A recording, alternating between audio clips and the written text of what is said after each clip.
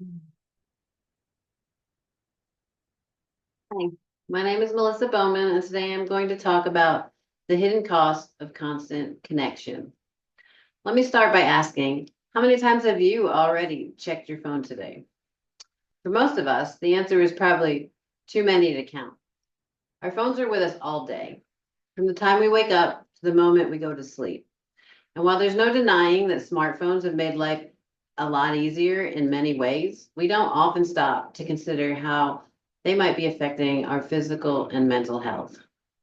I'm here today to talk about the hidden cost of constant connection, specifically how excessive phone use can be harmful to our brains, our moods, and even our bodies. Let's begin with the brain, dopamine, and addiction like behavior.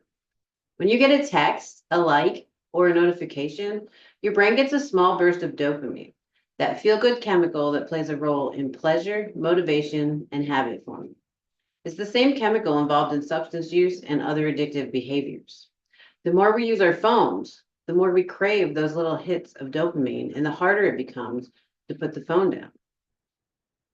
A 2020 study published in Frontiers in Psychiatry found that adolescents with smartphone dependence showed changes in brain regions associated with reward processing, such as the amygdala and the prefrontal cortex. These changes mirror patterns we typically associate with substance addiction. Isn't that scary? But the problem goes deeper than just dopamine. Mental health is also at stake.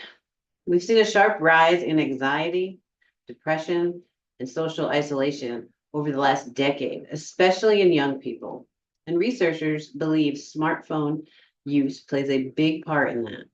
The National Institute for Health and Care Research in the UK found that teenagers with problematic smartphone use are twice as likely to suffer from anxiety and depression. Think about that. Double the risk just from overusing a device that we all carry every day. And it's not just teenagers. The US Surgeon General issued an advisory in 2023 warning that adolescents who spend more than 3 hours per day on social media are at double the risk of experiencing symptoms of depression and anxiety. The advisory emphasizes the emotional toll of constant comparison, cyberbullying, and sleep disruption. Adults are also reporting increased stress, burnout, and difficulty staying present in everyday life. And speaking of sleep, our phones are affecting that too.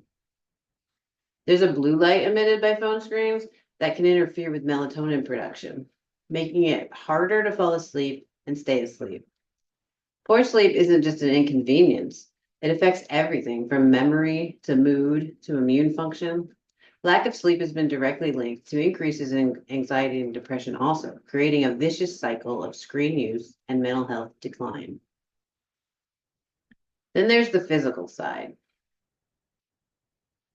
According to an article put out by the Mayo Clinic in 2024, when we spend hours hunched over our phones, we put stress on our necks, backs, and our eyes. This phenomenon is often called tech neck and is now being seen in younger and younger people.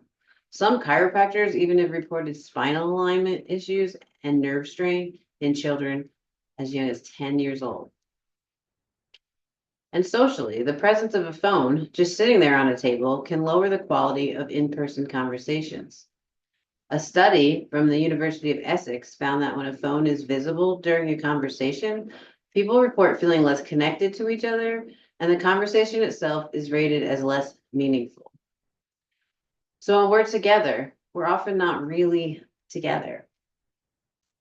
So what can we do about this? I'm not saying we all need to toss our phones in the lake and live off the grid, but we do need to set some boundaries and limit our time use a little. Try setting time limits for social media apps. Turn off non-essential notifications and create phone-free zones, especially during meals, before bed, or when spending time with loved ones. Maybe even go for a walk or drive without bringing your phone along, just to see how it feels. We also need to normalize boredom and quiet time again and not having constant stimulation, because that's when our real creativity and reflection can happen in our quiet times. Our brains need space, not just stimulation. In closing, I'm going to leave you with this thought. If a device that fits in our pocket has the power to reshape our brains, steal our sleep, raise our anxiety, and lower the quality of our relationships, shouldn't we take that power into consideration and take it a little more seriously about what it's doing? It's not about giving up technology altogether. It's about taking our attention back and giving it to the important things. Thank you. And here is my audience. Hold on. Here's the audience. These guys came back for more and then they brought a friend. Thank you.